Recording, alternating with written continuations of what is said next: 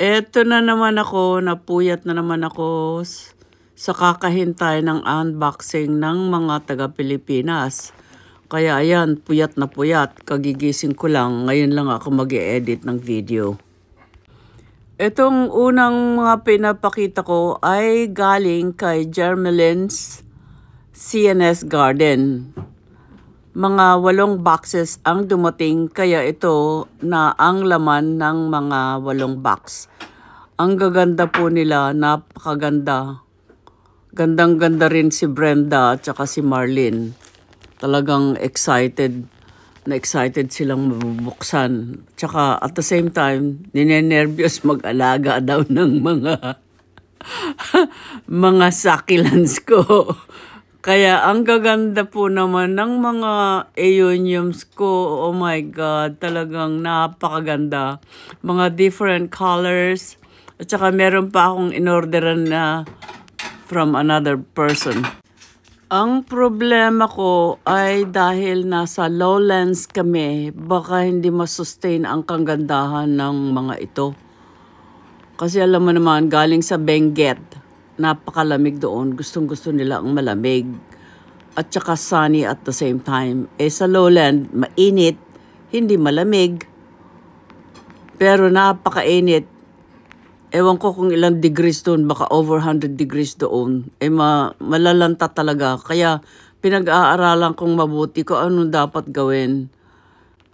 Lahat ng ito ay total of 60 succulents. At saka meron ding binigay si Germeline na regalo. Salamat, Germeline.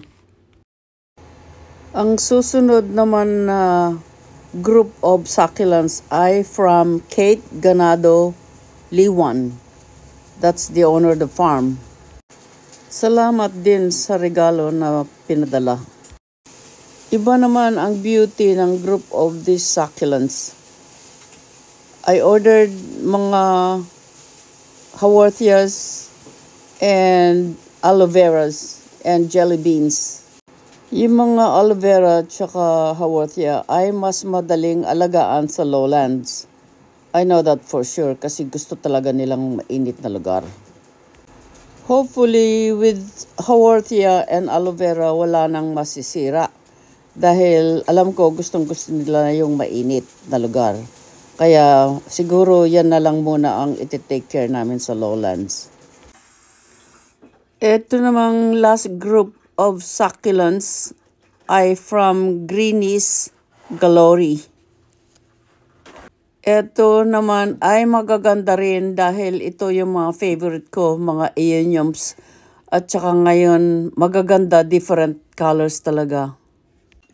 Ito namang mataas na aeonium, marami na ako niyan. Ewan ko ba kung bakit bili pa ako ng bili. Anyway, nakita ko yung seller, marami siyang different colors. Kaya bumili ako. Nagagandahan kasi ako ng mga iba-ibang kulay ng aeoniums. Pero yung green na yan, meron na ako niyan. Marami ako. Itong mataas na green aeonium, di ko alam ang pangalan. Pero yan ang pinakamaselan sa lowlands. Sa Lingsat, San Fernando City. Pero yung sister ko sa California, ang dami niya ng ganyan. Napakainit doon. They are not having a problem with that. Hindi nga dinidiligan na nabubuhay pa. Kaya hindi ko alam kung anong nangyayari sa Lingsat. Alam ko mabubuhay yan kasi yun nga, sa sister ko sa California, ang init-init, hindi nga dinidiligan walang hindi maselan.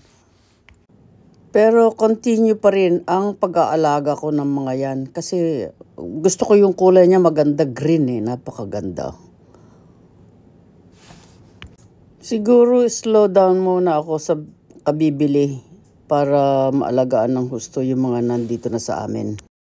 Eto na lahat sila, pinagsama na lahat ni Brenda.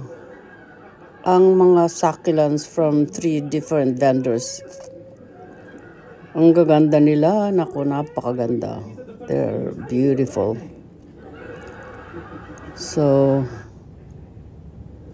mag-enjoy na lang kayong manood. Baka ito na ang last kong pagbibili dahil marami akong aalagaan. Tsaka aalagaan nila Brenda. Tsaka ayaw ko nang marinig na mamamatay ang mga halaman ko. Minsan nga, yung namatay ang yung string of rubies. Nako! Halos mahimatay ako sa sama ng loob ko. Dahil hindi sinabi sa akin. Tapos tinapon na lang na parang baliwala yung patipat, tinapon, di ko na nakita. Ang ganda-ganda pa naman nung dating. Kaya I couldn't get over it nung nalaman ko namatay. Kasi hindi sinabi agad. Pati yung asawa ko, pinatawag ko doon sa Pilipinas at sinabihan. Sabi ng asawa ko kay Brenda, si auntie nyo, nag-iiyak-iyak dahil namatay yung halaman niya. Hindi lang naman ako nakatulog ng isang gabi, pero the following day, okay na ako. Kaya, okay na, I can talk about it now.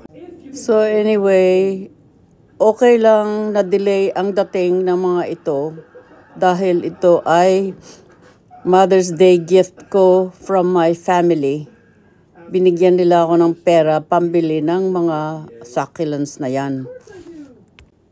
That's it. Thanks for watching. Subscribe to my channel. See you in my next video. Just enjoy the music and the rest of the beautiful succulents.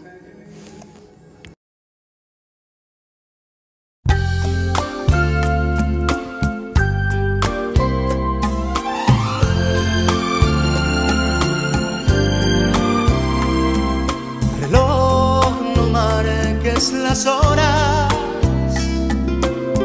porque voy a enloquecer. Ella se irá para siempre cuando amanezca otra vez. No más nos queda esta noche para vivir nuestro amor. Y tu tic-tac me recuerda mi irremediable dolor. Reloj, detén tu camino, porque mi vida se apaga. Ella es la estrella que alumbra mi ser. Yo sin su amor no soy nada. Detén el tiempo en tus manos, haz esta noche perpetua para que nunca se vaya de mí, para que nunca amanezca.